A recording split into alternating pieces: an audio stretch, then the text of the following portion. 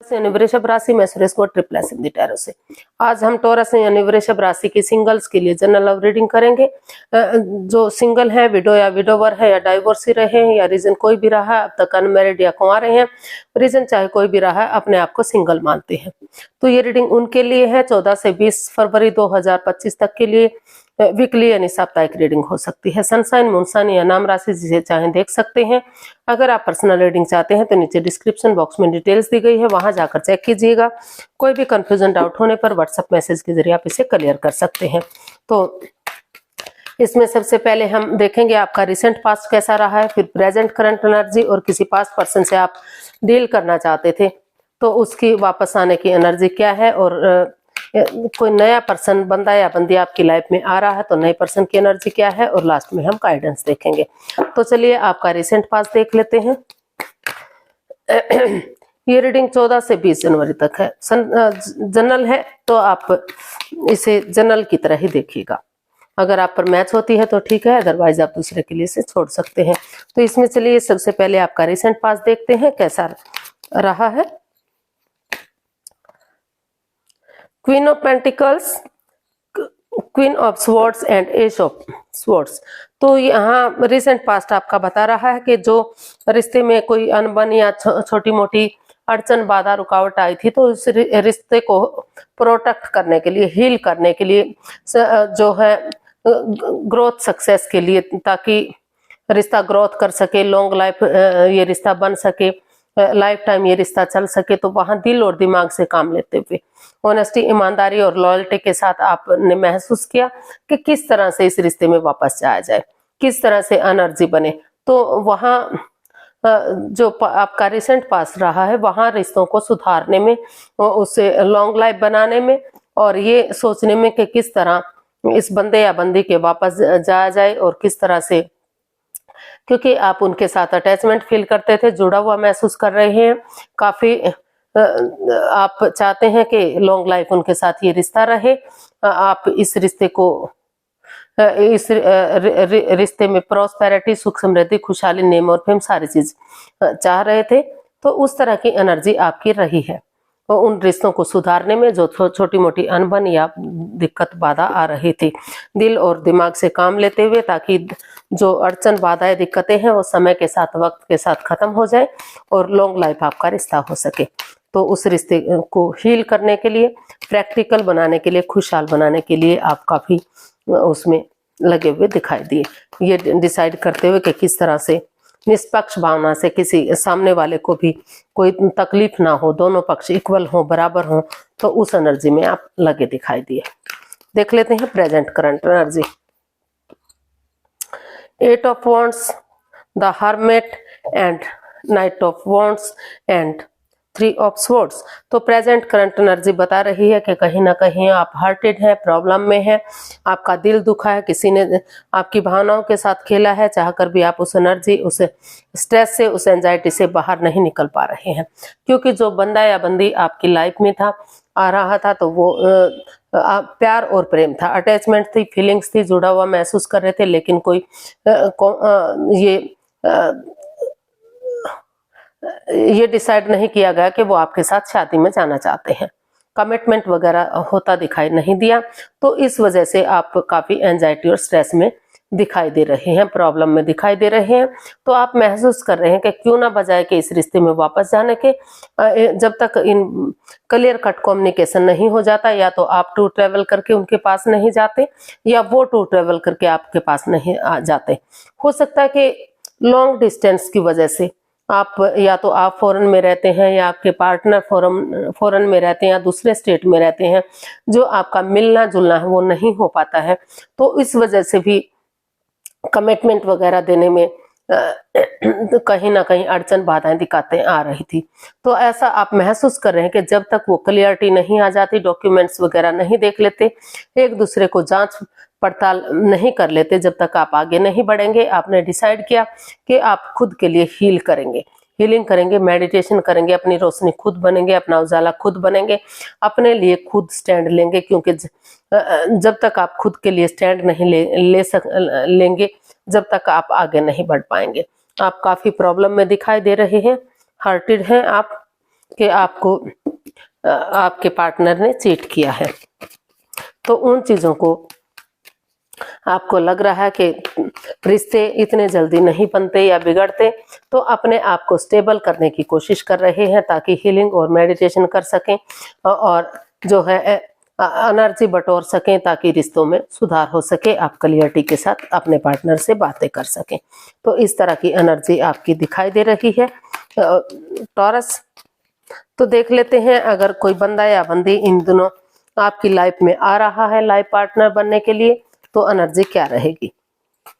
नए पर्सन की एनर्जी क्या है आपकी लाइफ में आने की। S of cups, 5 of pentacles, 3 of swords and the hanged one. तो यहाँ एनर्जी बता रही है कि जो भी बंदा या बंदी आपकी लाइफ में आ रहा है, तो वहाँ मतलब आप काफी हार्टेड है, प्रॉब्लम में है, हो सकता है कि आपका किसी ने दिल तोड़ा है, हार्टेड है, तो ट्रस्ट इश्यूज रहे आप दोनों के बीच में। हालांकि लव मैरिज को दर्शाता है, कहीं ना कहीं किसी बंदे या बंदी जिससे आप प्यार करते थे, मोहब्बत करते थे, अपना लाइफ पार्टनर बनाना चाहते थे, तो वहाँ या तो परिवार फैमिली का सपोर्ट नहीं मिला, आप या फिर आप दोनों में कहा सुनी हो गई, in and out, on end of की स्थिति रही, कभी लगा कि रिश्ता बन रहा है, कभी खत्म हो रहा है, तो इस तरह की एनर्जी बनती दिखाई दी। ट्रस्ट इश्यूज रहे, भेदभाव रहा, स्टक एनर्जी में रहे कि रिश्ता बनते बनते खत्म हो गया, तो वहां आपने कोशिश की है, वहां आपको लगा कि ये रिश्ता रुक चुका है, थम चुका है, आप स्पिरिचुअल ग्रोथ करेंगे, हीलिंग मेडिटेशन करेंगे, और अगर नया पर्सन आपकी लाइफ में आ रहा है, बंदा या बंदी, तो क्यों ना आप उसकी तरफ जाएं। क्यों आप उस पुराने रिश्ते के बारे में सोच रहे हैं, उस पार्टनर के बारे में, अपना लाइफ पार्टनर बनाने के बारे में सोच रहे हैं जो आपके लिए बना ही नहीं है। तो कहीं ना कहीं आप उलझन में दिखाई दिए और उस नेगेटिविटी से खत्म करते हुए किसी नए बंदे या बंदी की तलाश में आप वेट और इंतजार कर रहे हैं कि कब नया बंदा या बंदी आपकी लाइफ में आएगा और जो ये रिश्ता रुका हुआ है, थमा हुआ है, फिर से आप किसी रिश्ते में अपना लाइफ पार्टनर के रूप में उस रिश्ते को आगे बढ़ा सकेंगे। तो जो है नए पर्सन की एनर्जी अभी काफी नेगेटिव दिखाई दे रही है, या तो आपके साथ चीटिंग हुई है या तो आपने किसी को चीट किया है। काफी स्ट्रेस, काफी एंजाइटी दिखाई दे रही है, लेकिन धीरे धीरे करके समय के साथ, वक्त के साथ अपने आप को हील करते हुए, एक दूसरे पर विश्वास करते हुए कि हो सकता है कि फिर से आप नए रिलेशन में या नए बंदे की तरफ अट्रैक्ट हों और फिर से ये रिश्ता आपका दोनों के बीच में कायम हो जाए। तो देख लेते हैं अगर किसी पुराने पर्सन से आप डील कर रहे थे, अटैचमेंट फील करते थे या जुड़ा हुआ महसूस करते थे, तो उसकी वापस आने की एनर्जी क्या है। अगर आपकी अनबन हो गई है, प्रॉब्लम चली हुई है, the devil, king of pentacles and the sun, 2 of swords. तो जिस रिश्ते को लेकर आप क्रॉस मार्ग पर थे, आप या सामने वाला क्रॉस मार्ग पर था, आंखों पर पट्टियां बंधी हुई थी, दिल और दिमाग से नहीं सोच पा रहे थे, तो वहां किसी की मदद लेकर, किसी थर्ड पार्टी की मदद लेकर, किसी बाहर वाले पर्सन की मदद लेकर, वो अपनी कैपेबिलिटी को बढ़ाते हुए, विलिंग पावर को बढ़ाते हुए, उन चीजों को खत्म करते हुए जो इस रिश्ते में, चाहे वो गैम्बलिंग है, स्मोकिंग है, ड्रिंकिंग है, नेगेटिव लोगों में बैठना, नेगेटिव सोचना, एनवायरनमेंट को नेगेटिव बनाना, किसी तीसरे के पर्सन के प्रति अट्रैक्टेड होना, तो उन चीजों को खत्म करते हुए आगे बढ़ने की कोशिश करते दिखाई दे रहे हैं। चाहे तो आप ऐसा महसूस कर रहे हैं या तो सामने वाला ऐसा महसूस कर रहा है कि उन्हें उन चीजों को खत्म करते हुए, जो ये रिश्ता आपके लिए प्रॉब्लम बना हुआ था, जकड़न बना हुआ था, तो अगर नए सिरे से इस रिश्ते में बिगिनिंग करते हैं, शुरुआत करते हैं, एक ऑनेस्टी, ईमानदारी और लॉयल्टी के साथ, जैसे बच्चा इनोसेंट होता है, कोई छल कपट, हेरा फेरी, धोखाधड़ी उसके अंदर नहीं होता, लॉयल्टी के साथ आगे बढ़ते हैं, सामने वाले को भी अपने इक्वल मानते हैं, तो अगर शुरुआत करेंगे, एक बिगिनिंग करेंगे, तो फिर से ये रिश्ता ग्रोथ कर सकता है, सक्सेसफुल हो सकता है, काफी खुशियां इस रिश्ते से आ सकती हैं, और बहुत